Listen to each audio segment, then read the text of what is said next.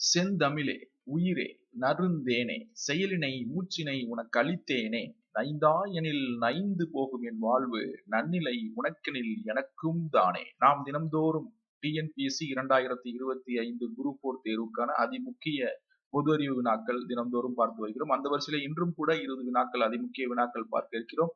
வாருங்கள் நேரடியாக வினாவிற்குள் சென்று விடலாம். முதல் வினா, இந்தியாவின் தேசிய பல்பரிமாண வறுமை குறியீடு அமைக்க பயன்படும் அளவீடுகள். 1 வாழ்க்கை தரம், உடல்நலம், கல்வி. 2 உடல்நலம், சொத்து, கல்வி. 3 வருமானம், கல்வி, உடல்நலம் என்று கொடுக்கப்பட்டிருக்கிறது.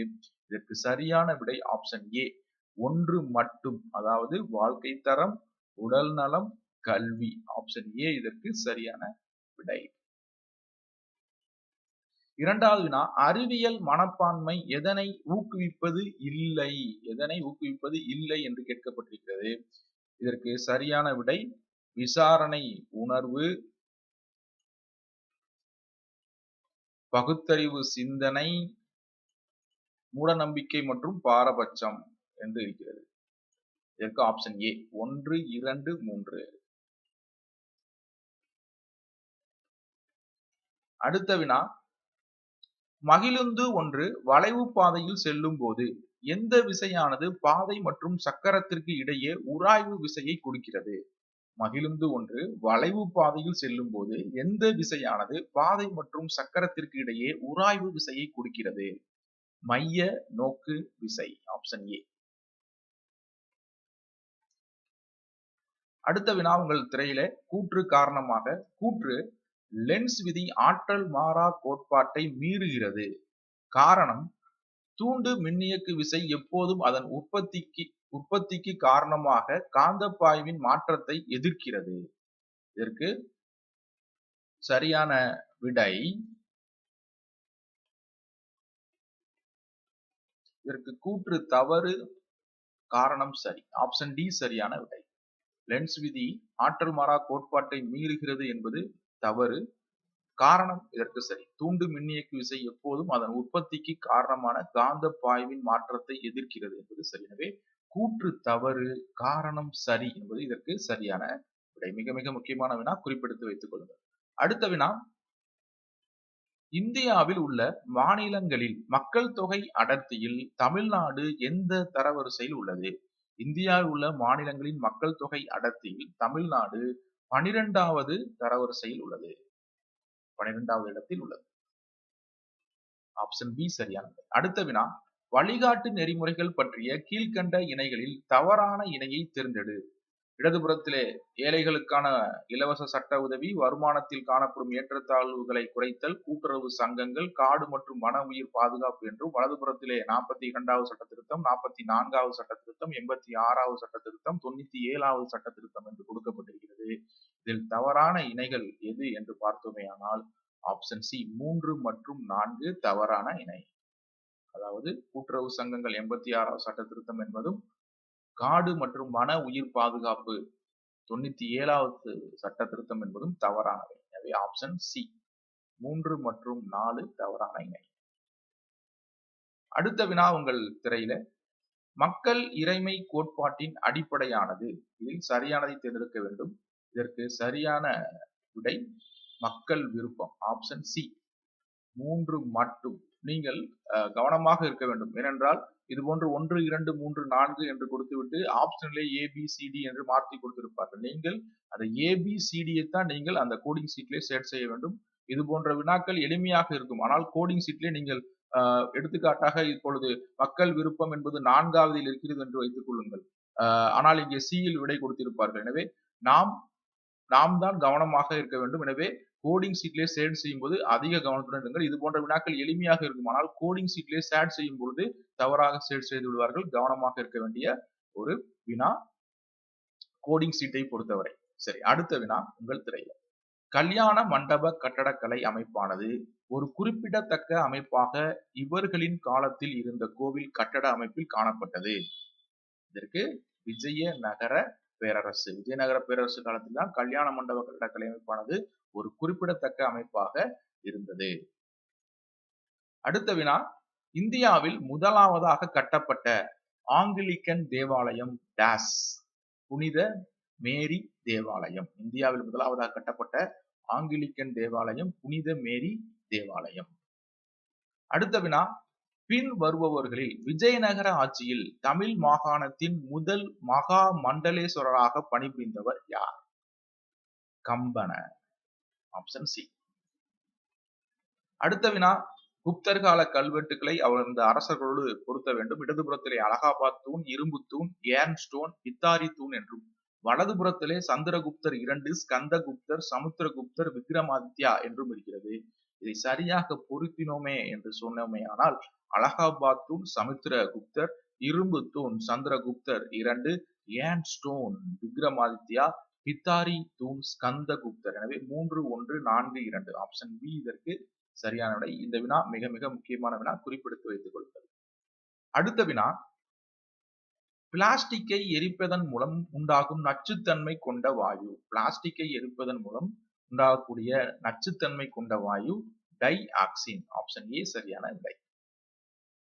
அடுத்த வினா, அந்தமானியரின் பொருளாதாரம் மற்றும் டேஸ் வாழ்வு முறை எந்த பழங்குடியினத்தை சேர்ந்தது? செமன்ஸ் மற்றும் சகாய்ஸ். செமன்ஸ் மற்றும் சகாய்ஸ். அடுத்த வினா, கீழே கொடுக்கப்பட்டவற்றுள் சரியாக பொருந்தியவற்றை தேர்ந்தெடு. சரியாக பொருந்தியவற்றை தேர்ந்தெடுக்க வேண்டும். 1 ஹேமடைட் நீரேற்றப்பட்ட இரும்பு ஆக்சைடு, மேக்னடைட் கருப்பு தாது, லிமோனைட் இரும்பு ஆக்சைடு, சிடரைட் இரும்பு கார்பனேட். இதில் 2 மற்றும் 4 சரி. மேக்னடைட் கருப்பு தாது, சிடரைட் இரும்பு கார்பனேட். எனவே 2 மற்றும் 4 சரி. ஆப்ஷன் டி சரியான விடை. அடுத்த வினா, 2023ஆம் ஆண்டுக்கான உடற்செயலியல் மற்றும் மருத்துவத்திற்கான நோபல் பரிசினை பெற்றவர் அல்லது பெற்றவர்கள் யார்?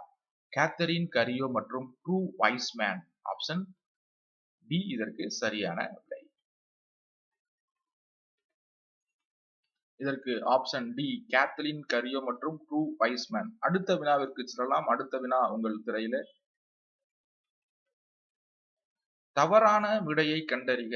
CEEW, NRDC, SCGJ, MNRE என்று இடதுபுறத்திலும், வலதுபுறத்திலே நீர் ஆற்றல் சுற்றுச்சூழலுக்கான குழு, தேசிய வளர்ச்சி குழு, அரசு பணிகளுக்கான திறன் குழு, புதிய மற்றும் புதுப்பிக்கத்தக்க ஆற்றலுக்கான அமைச்சகம். இது போன்ற வினாக்களை நீங்கள் ஆங்கிலத்தில் தெரிந்து வைத்துக் கொள்வது மிக மிக சாலச் சிறந்தது.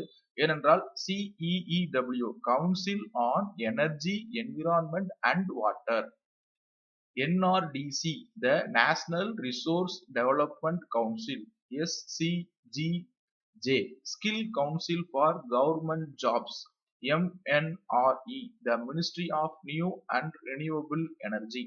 இது போன்ற இந்த எக்ஸ்பான்ஷன் வரக்கூடிய வினாக்கள் எல்லாம் நீங்கள் ஆங்கிலத்தில் படித்து வைத்துக் கொண்டிருக்கின்றால் நிச்சயம் எளிமையாக இருக்கும்.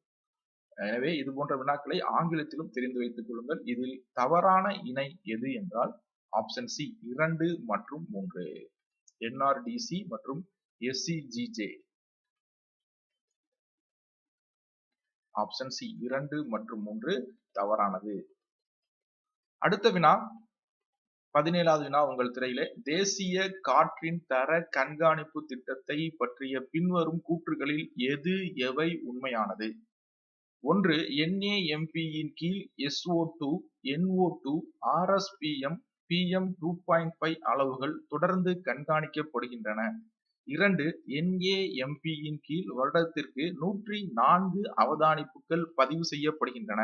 3 இந்தியாவில் 398 நகரங்களில் இயக்க கண்காணிப்பு நிலையங்கள் உள்ளன. இதற்கு சரியான விடை ஆப்ஷன் சி 1 மற்றும் 2 மட்டும். 1 மற்றும் 2 மட்டும். அதாவது NAMP இன் கீழ் SO2, NO2, RSPM, PM2.5 அளவுகள் தொடர்ந்து கண்காணிக்கப்படுகின்றன மற்றும் NAMP இன் கீழ் வருடத்திற்கு 104 அவதானிப்புகள் பதிவு செய்யப்படுகின்றன. NAMP என்றால் என்ன? NAMP என்றால் நேஷனல் ஏர் மானிட்டரிங் புரோகிராம். NAMP நேஷனல் ஏர் மானிட்டரிங் புரோகிராம். இதையும் குறிப்பிட்டு வைத்துக் கொள்ளுங்கள். இதையும் கூட வினாவாக கேட்கலாம். சரி, அடுத்த வினா உங்கள் திரையில. ஒரு சுற்றுச்சூழல் அமைப்பில் அனைத்து நிலைகளிலும் உணவளிக்கும் நுகர்வோர். ஒரு சுற்றுச்சூழல் அமைப்பில் அனைத்து நிலைகளிலும் உணவளிக்கும் நுகர்வோர் ஒட்டுண்ணிகள், அழுகிய பொருட்களை தின்று வாழ்பவை மற்றும் சிதைப்பவை. ஆப்ஷன் டி இதற்கு சரியான விடை. அடுத்த வினா, பீர்பல் சகானி தொல் தாவரவியல் நிறுவனம் அமைந்துள்ள இடம்.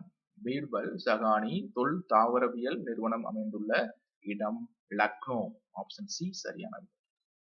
இன்றைய தொகுப்பினுடைய இறுதி வினா உங்கள் திரையிலே, கீழ்காணும் கூற்றில் எது சரி அல்லது தவறு? 1. ஓபியோபிலிட்டியஸ் தன்னிச்சையாக நீந்தி வாழும் ஒரு இளம் உயிரி. ஓபியோபிலிட்டிஸ் என்பது ஒரு லார்வா, அது தன்னிச்சையாக நீந்தி வாழும் ஒரு இளம் உயிரி என்று கொடுக்கப்பட்டிருக்கிறது கூற்று 1. கூற்று 2, டோலியோலேரியா இதுவும் ஒரு லார்வா, இதுவும் தன்னிச்சையாக நீந்தி வாழும் ஒரு இளம் உயிரி என்று கொடுக்கப்பட்டிருக்கிறது. இதற்கு ஆப்ஷன் சி இரண்டும் சரி. 1 மற்றும் 2 இரண்டும் சரி. ஓபியோபிலிட்டியஸ் தன்னிச்சையாக நீந்தி வாழும் ஒரு இளம் உயிரி லார்வா. அதே போல 2 டோலியோலேரியா இதுவும் கூட ஒரு லார்வா தான், இதுவும் தன்னிச்சையாக நீந்தி வாழும் ஒரு இளம் உயிரி தான். எனவே இரண்டும் சரி. ஆப்ஷன் சி 1 மற்றும் 2 சரி. இந்த 20 வினாக்கள் ஏதோ ஒரு வகையில் உங்களுக்கு நிச்சயமாக பயனுள்ளதாக இருந்திருக்கும் என்ற நம்பிக்கையோடு இந்த காணொளியில் இருந்து விடைபெற்று செல்கிறேன். மீண்டும் ஒரு அற்புதமான காணொளியில் உங்களை சந்திக்கிறேன். நன்றி, வணக்கம்.